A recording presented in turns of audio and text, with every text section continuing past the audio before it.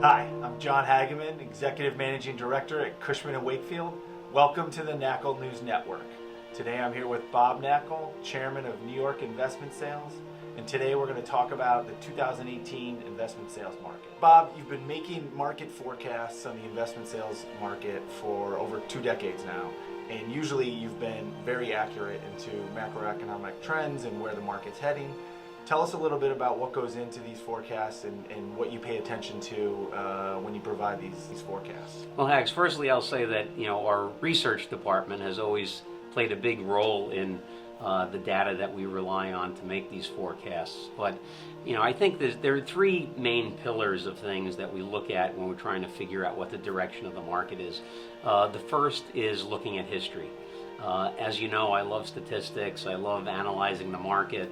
And if you look back over the course of the last 34 years that I've been brokering here in town, we've been analyzing and dicing and slicing numbers and looking at trends. Number 2, something to keep in mind is that whatever's going to happen in New York City will happen in Manhattan first. So we always really focus on what's happening in Manhattan south of 96th Street, because that will be a really great lead indicator to tell us what's likely to happen in the broader city market. And then we also look at tax policy and how tax policy could impact the way the market is going to react, because the one thing that we've definitely learned over time is that participants in the commercial real estate market are highly reactive to changes in tax policy. So Bob, one of the things you mentioned was history, and how we look at history and how it informs us of where we are in the current market. You've said that we've been in a correction for almost 32 months now. What has happened in previous cycles and downturns, and how is that relative in informing your opinion on where we are currently? If we go back to the Great Recession, we saw that the turmoil that we were going through with the housing market crashing in the United States was leading to broader disruption in the financial markets. And as it typically happens, value tends to creep up a little bit, but volume drops off the table. That's always the market dynamic at the beginning of a correction. So we knew in October of 15, we knew the world was changing. Bob, you mentioned the Great Recession, but what about the previous correction before that? Well, the one before that was in the early 2000s, which was caused by the dot-com bubble bursting. And that was a very interesting correction in that we had 4 years where the volume of sales dropped, but interestingly, value did not drop in any one year. Value continued to go up. It was appreciating at a decreasing rate, but it still was positive each year through that correction. And then you go back to the S&L crisis, which was really far worse from my perspective than the Great Recession that we just had. And what were the dynamics like in that period of time? Well, with the recession that we had in the early 90s was precipitated by a stock market crash that occurred in 1987. And at that time, the market was moving much more slowly. I think if we had a market correction in October of last year, we'd already be feeling it. But we had a stock market crash in October of 1987. 1988 was still a very, very good year, and so was 1989.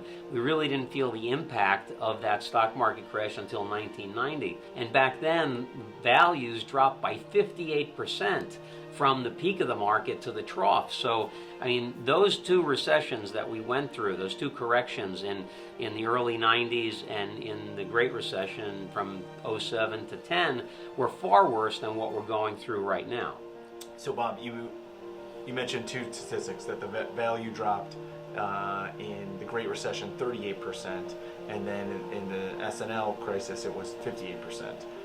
Where are we seeing values today relative to this most recent downturn? Well, so far values are only off single digits. So, we're expecting that if this correction plays out like others have, that value probably will bottom out at some point this year, and maybe we hit 10%, maybe we don't even hit 10%. So by relative standards, this is a relatively mild correction. And mainly it's because of what we're seeing in that second of the 3 major factors we look at for forecasting, and that's what's happening in the Manhattan submarket. And to get a sense of how Manhattan is performing, we look at the last quarter of 2017, which was a very, very interesting quarter. Because I think, depending on your perspective, you could say the fourth quarter was either absolutely horrible or it was great. And what I mean by that is if you look at the actual number of buildings sold, it was the worst quarterly total citywide going back to the first quarter of 2013. And if you look at Manhattan, it was the worst quarterly total going back to the first quarter of 2011. So the number of buildings that actually closed was at very, very low levels. However, the activity that we've seen with respect to contract executions in the fourth quarter of last year was fantastic. Probably the best quarter that we've had in over 2 years. But we've talked about history, how Manhattan plays a role in the market. The third factor that you mentioned originally was tax policy. How does that inform your opinion of where the market's heading currently? The fact that we've had this tax policy change, that's very positive for the underlying fundamentals of real estate, is likely to help bring us out of this correction a little faster than we might have otherwise come out of it. I think that it will serve to keep values a little buoyed, so that if they continue to slide marginally, which we expect this year, that slide will be a little less dramatic than it might be otherwise, and probably will help us pull out of this correction more quickly than we anticipate.